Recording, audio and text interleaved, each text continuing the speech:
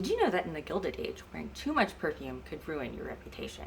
My friend Anjali Perfumes asked what perfume Bertha Russell from the Gilded Age on HBO would have worn, so let's investigate. And remember, the show's characters are based on real people. Bertha Russell is inspired by Alva Vanderbilt, and her daughter Gladys is loosely based on Alva's real-life daughter Consuelo Vanderbilt. And then, of course, Mrs. Astor is just the Mrs. Astor. In the late 1800s, heavy perfume was seen as scandalous, something for prostitutes or dandies. A proper lady wore barely a whisper of scent. And popular notes included citrus, lavender, violet, rose, and almond. And so what would happen is local apothecaries would mix custom toilette waters. You dab it on your wrists, your hair, or your handkerchief.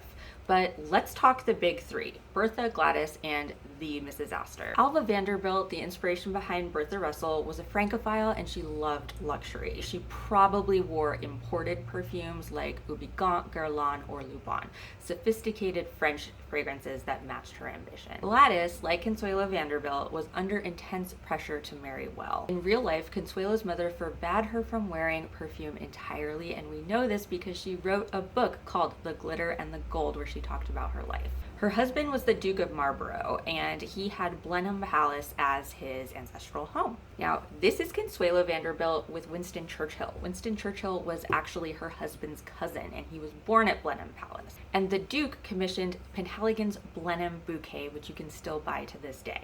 But personally, I think Florist White Rose, something that Queen Elizabeth II wore, would have suited Consuelo's gentle nature. And then there's Caroline Astor, the Mrs. Astor. And if you're like, why do you keep saying the Mrs. Astor? Because she was so petty that she literally had her calling card say the Mrs. Astor when her nephew's wife started calling herself Mrs. Astor. Mrs. Astor basically wrote the rules for young ladies at the time. So I doubt that she wore perfume the way that we do. She likely wore a discreet single note cologne from a New York perfumery like Hoyt's Cologne, Austin Colognes, which I actually have one of their, you can't see it, one of their perfume trade cards that looks like this. Or from Lazelle's, this is actually my bottle here. I could totally see something like this on Mrs. Astor's vanity.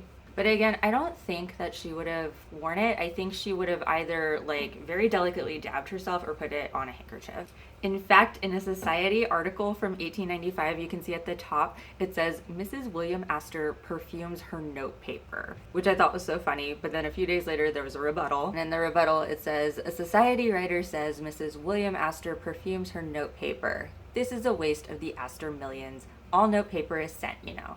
I could totally see her bristling at that. And then this is fun. I was digging into the Newport Mansion's historical website, and a descendant from the Morris family, Knickerbockers, which was the term for New York old money, they were also the signers of the Declaration of Independence. Anyway, this woman had donated 3 bottles originating from the 1880s to 1900. Here's the first one. Here's the second one. And last we have this fish, and when I saw this, I was like, I really hope that belonged to Mamie Fish at some point. Mrs. Fish on the Gilded Age. And something else interesting. So Mrs. Astor's son, John Jacob Astor IV, he was actually one of the people that was killed on the Titanic. He founded the St. Regis chain of hotels. And a few years back, they created a room spray in her honor, and it's called Caroline's 400, and it smells like roses, lilies, and parquet floors. Absolute rich widow energy. So when it comes to the Gilded Age, perfume wasn't just beauty, it was social armor. So remember, dab, don't douse. And if you're interested in more perfume history, you can check out the playlist below or give me a follow.